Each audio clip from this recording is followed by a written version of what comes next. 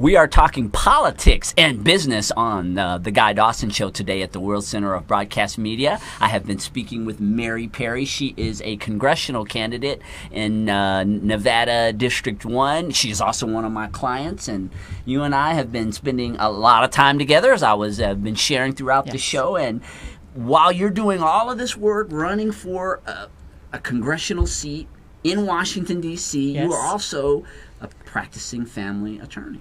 Yes, I am. Family law attorney. Yes, I am. I'm still taking on cases. I'm still doing my pro bono work, which I'm very proud of doing.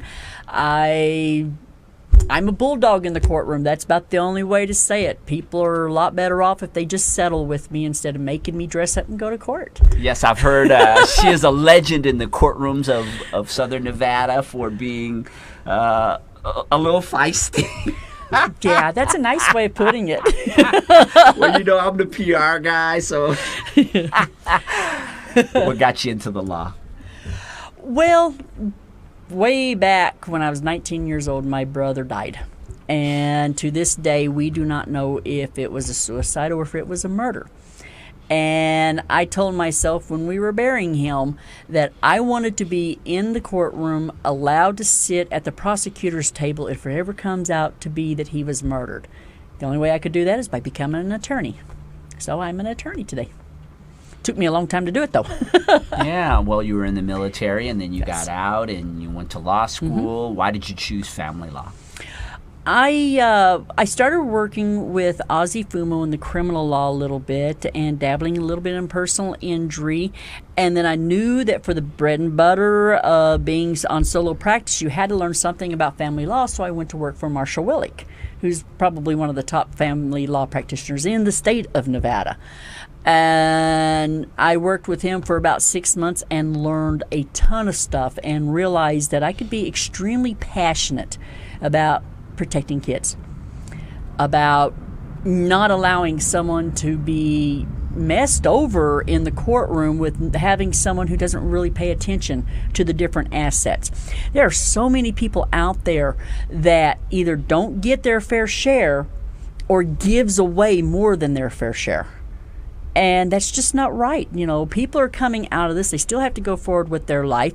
Everybody deserves to be put on an equal footing. Man and woman may wind up hating each other, but you still probably have kids that needs to be raised together, and you still have to continue your life, and that property should be equally divided in a way that is fair based upon what is going on in life. Family law is an eventful experience, to say the least. Yes. And you, I would imagine, encounter a lot of different situations and scenarios. What is it that makes you so passionate about wanting to engage in these things? I mean, all of us who have been through situations related to family law know that it's not all that pleasant of an experience usually. It's a sense of fairness. I have such a sense of fairness in what really needs to be going on and who needs to be protected that so many other attorneys out there, they don't keep in sight what is fair. They're looking at, okay, what can I do next to put $1 in my pocket? And that's not the way that a person should be looking at it. You need to be looking at the fact that you're married, it is a community, and that community must be equally divided. If you've got $20,000 sitting in a bank account, $10,000 goes to one, $10,000 goes to the other, period, end of story. It is both of your monies because you are married. Then you have children. Those children have an equal right to love both parents. You know, dad doesn't think that they should love mom because mom did something wrong, or vice versa. You know, dad's out there, having fun with the babysitter. But it's not something in which the children should be brought into it. This is adult subjects. Children should be allowed to be children as long as you can possibly keep them, because tomorrow you're going to have teenager problems, and it's going to take mom and dad both to keep these children going straight. In a single-family household, you're more likely to have teenage pregnancy, have a son or a daughter that's going to become a gangbanger and go into a life of crime, drugs, stuff like that. If they know they can't play mom and dad against each other, they have a better chance at making it in life. And we hadn't mentioned that this is not Mary's first candidacy, or you ran for judge a couple of years ago. What did you learn from that experience? I learned from that experience that I'm not as shy as I thought I was, that I can be more outgoing, I can go outside of my comfort area, and I can strive for more. And that is something in which every citizen should be doing, is striving for more, striving to do better, striving to get one leg up further than what it was yesterday, because tomorrow's not going to come someday. So you might as well strive for everything you can now, because you may not get another chance.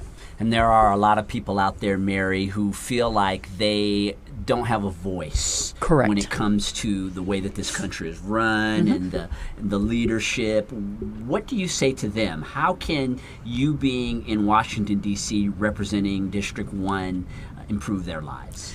Well, the one thing that I promised my constituents in Congressional District 1 is that I will have a cell phone number. I cannot promise that I will always answer it, but I can promise I will do my best. I will do my best for myself or my staff to read each and every email that you send, that on those bills to where I think one way and I know my constituents are going to think another, I will do my best to get what that bill is out to the public so that the people can tell me how they want me to vote for it, because I am only the constituent's voice. I need to reflect what you want, not what I want. Sometimes what I want may be important, but I don't think it's going to be important enough to destroy that trust that I want my constituents to have in me. And as an outsider, we're in a climate that is very conducive right now. Correct. People are asking questions, and I think that is truly what this country is all about, from my Correct. perspective, in that the reason why we broke away from the country that was holding us down was because people questioned the way that the system ran. And this whole country is based on being an outsider. And yet, I think that dynasties, which is what the Correct. United States has become, Yes. can become complacent. Yes. And people get so used to things being a certain way. And I think there are a lot of people who are embracing your thoughts and perspectives Yes, I hope. on bringing us back to what our principles were when this country was started. The the crazy thing about our Constitution, I wonder why they're really wanting to take cursive out of our classes right now, because our founding documents are in cursive. If our children are no longer able to read what those actual documents state, then they're being fed what the adults and the people want them to think it says, and it may not be the truth. So we need to keep cursive in our classes so that all of our citizens can read these important documents. So we're near the end of the show, Mary, but I would like you to share with our audience how they can connect with you. I know we've got a host of events that are going to be coming up where Mary is going to be reaching out to the public and connecting with her constituency. What's the best way to reach you? The best way to reach me would be one of two ways. That you can call me on my cell phone, 702-523-9517. I do have a website, www.maryperryforcongress.com. And my email address is maryd@marydperrylaw.com.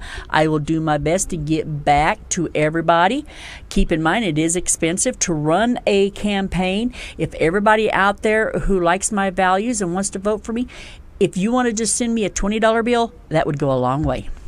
Thank you so much for stopping by the show, Mary. Thank you for having me. And thank you all for watching the Guy Dawson Show this week. And remember to go to WCOBM.com and watch archives of the show on our website. We will see you next week.